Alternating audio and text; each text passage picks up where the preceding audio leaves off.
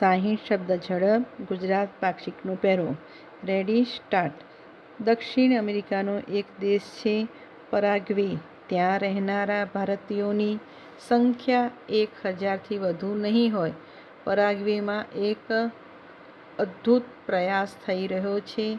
ત્યાં ભારતીય દૂતાવાસમાં એરિકા વ્યુબર આયુર્વેદની સલાહ નિઃશુલ્ક આપે છે. આયુર્વેદની સલાહ લેવા માટે આજે તેમની પાસે સ્થાનિક લોકો પણ મોટી સંખ્યામાં પહોંચી રહ્યા છે. ફકરો. દુનિયાભરના દેશોમાં તમિળ શીખનારાઓની સંખ્યા સતત વધી રહી છે. ગત મહિનાના અંતમાં ફિજીમાં ભારત સરકારના સહયોગથી તમિલ ટીચિંગ પ્રોગ્રામ શરૂ થયો. વિતેલા 80 વર્ષોમાં આ પહેલો અવસર છે જ્યાં ફિજીમાં તમિલના પ્રશિક્ષિત શિક્ષકો આ ભાષા શીખવાડી રહ્યા છે. મને એ જાણીને સારું લાગ્યું કે આજે ફિજીમાં વિદ્યાર્થીઓ તમિળ ભાષા અને સંસ્કૃતિને શીખવામાં ઘણો રસ લઈ રહ્યા છે. ફકરો. ક્યારેક માઓવાદીઓ હિંસાનું સાક્ષી રહેલા બસ્તરમાં પહેલીવાર બસ્તર ઓલિમ્પિકથી એક નવી ક્રાંતિ જન્મ લઈ રહી છે.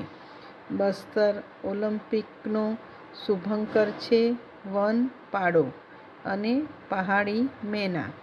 તેમાં બસ્તરની સમૃદ્ધ સંસ્કૃતિની ઝલક જોવા મળે છે. આ બસ્તર ખેલ મહાકુંભનો મૂળ મંત્ર છે. ખેલેગા બસ્તર, જીતેગા બસ્તર. ફકરો. વિશ્વ સ્વાસ્થ્ય સંગઠન WHOનો રિપોર્ટ કહે છે, ભારતમાં વર્ષ 2015થી 2023ની વચ્ચે મલેરિયાથી થનારા મૃત્યુમાં 80%નો ઘટાડો થયો છે. આ કોઈ નાની ઉપલબ્ધિ નથી. સૌથી સુખદ વાત એ છે કે આ સફળતા જનજનની ભાગીદારીથી મળી છે. ભારતના ખૂણે-ખૂણાથી, દરેક જિલ્લાથી દરેક જણ આ અભિયાનનો હિસ્સો બન્યું છે. ફકરો. દુનિયાની પ્રસિદ્ધ મેડિકલ જર્નલ લાન્સેટના અભ્યાસ મુજબ હવે ભારતમાં સમય પર કેન્સરનો ઉપચાર શરૂ થવાની સંભાવના ઘણી વધી ગઈ છે. સમય પર ઉપચારનો અર્થ છે કેન્સરના દર્દીની સારવાર 30 દિવસોની અંદર જ શરૂ થઈ જવી અને તેમાં મોટી ભૂમિકા નિભાવી છે.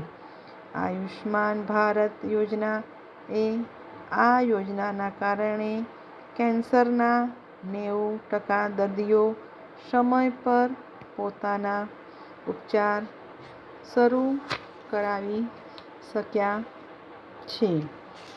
સહકાર રાજ્યમંત્રી શ્રી જગદીશ વિશ્વકર્માએ જણાવ્યું હતું કે સુશાસન દિવસે આપણે સહકાર વિભાગ માટે એક